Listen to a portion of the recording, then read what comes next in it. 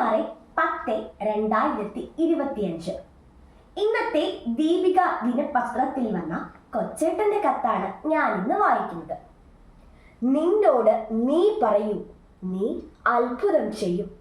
സ്നേഹമുള്ള DCL കൂട്ടുകാരെ, ഒരു ഗ്രാമത്തിൽ സഹോദരങ്ങളായ 2 കുട്ടികൾ ഉണ്ടായിരുന്നു. 10 വയസ്സുകാരനായ അമലും 6 വയസ്സുകാരൻ ആകാശും. 2 പേരും ഒരുമിച്ചേ നടക്കൂ.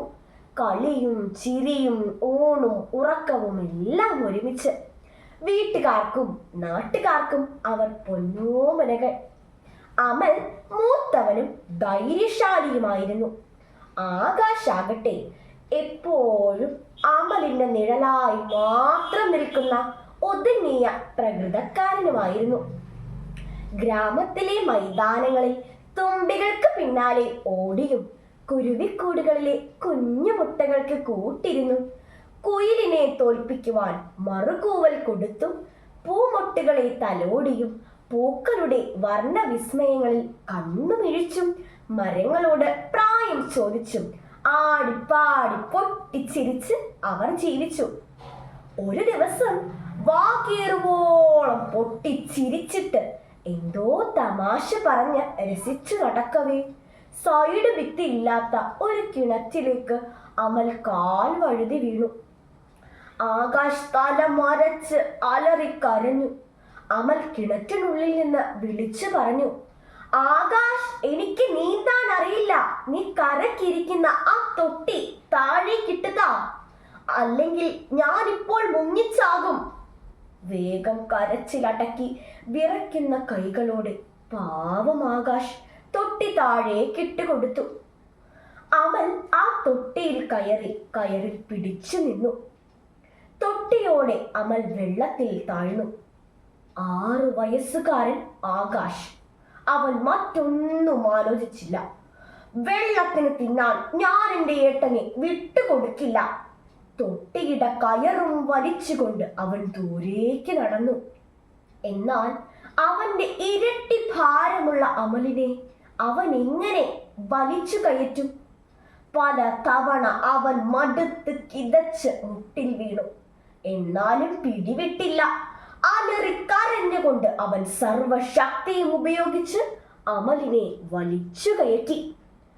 ആകാശിന്റെ വലിയ നിലവിളി കേട്ട് ദൂരെ നിന്ന ജനങ്ങൾ ഓടിയെത്തി. ചെളിയിൽ പുതഞ്ഞ് നനഞ്ഞ് തളർന്ന് കിടന്ന് കിതയ്ക്കുന്ന അമലിനെയും ആകാശിനെയും അവർ ആശ്ലേഷിച്ചു. ജനം അതിശയത്തോടെ ചോദിച്ചു, ഈ 6 വയസ്സുകാരൻ ആകാശ് എങ്ങനെ അവന്റെ ഇരട്ടി പ്രായവും ഭാരവുമുള്ള അമലിനെ ഈ കിണറ്റിൽ നിന്ന് വലിച്ചു കയറ്റി? കൂട്ടത്തിൽ മുതിർന്ന ഒരു റിട്ടയേർഡ് അധ്യാപകൻ പറഞ്ഞു, നിങ്ങളെല്ലാം ചോദിക്കുന്നു ആകാശ് എങ്ങനെ ഇത് ചെയ്തു എന്ന്. എന്നാൽ ചോദിക്കൂ, എന്തുകൊണ്ട് ഇവൻ ഇത് ചെയ്തു? ഒരേ ഒരു കാരണമേ ഉള്ളൂ. അവന്റെ അരികിൽ നിന്ന് നീ ചെറുതാണ്, വെറും കുട്ടിയാണ്, നിനക്കൊന്നിനും കഴിയില്ല എന്ന് പറയാൻ ആരും ഉണ്ടായിരുന്നില്ല. അത്ര തന്നെ. അപ്പോഴും കയറിന്റെ പിടിവിടാതെ നിന്ന ആകാശ് ചിരിച്ചു. അമൽ ആനന്ദ കണ്ണീർ പൊഴിച്ചു. പ്രിയ കൂട്ടുകാരെ, നമ്മുടെ ശക്തി മറ്റുള്ളവർ തരുന്നതല്ല.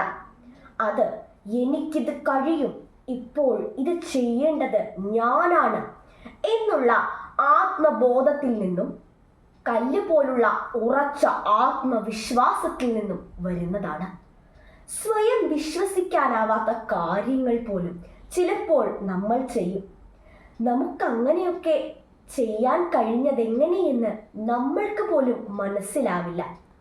നമ്മൾ എത്ര ചെറുതാണെങ്കിലും കഴിവില്ല എന്ന് തോന്നുന്നുണ്ടെങ്കിലും നമ്മിലൂടെ നിർവഹിക്കപ്പെടുവാൻ ദൈവം കരുതി വച്ചിരിക്കുന്ന കാര്യങ്ങൾ നമ്മൾക്ക് ചെയ്യാൻ ദൈവം കഴിവ് തരും. ദൈവത്തിൽ ആകാശം പോലെ ഉയർന്ന വിശ്വാസമുണ്ടെങ്കിൽ എത്ര ചെറിയ കൈകൾ കൊണ്ടും ദൈവം മഹത്തായ കാര്യങ്ങൾ ചെയ്യിപ്പിക്കും. എനിക്കിത് കഴിയുമെന്ന് വിശ്വസിക്കൂ, നീ പകുതി വിജയിച്ചു എന്നാണ് തെയോഡോർ റൂസ്വെൽറ്റ് പറയുന്നത്. അസാധ്യം എന്നത് ഒരു സത്യമല്ല, അഭിപ്രായം മാത്രം എന്ന് പൗലോ കൊയ്ലോയും അസാധ്യം സാധ്യമെന്നത് പലപ്പോഴും നാം ഒരിക്കലും പരിശ്രമിക്കാത്ത കാര്യങ്ങളാണ് എന്ന് ജിം ഗുഡ്വിനും പറയുന്നു.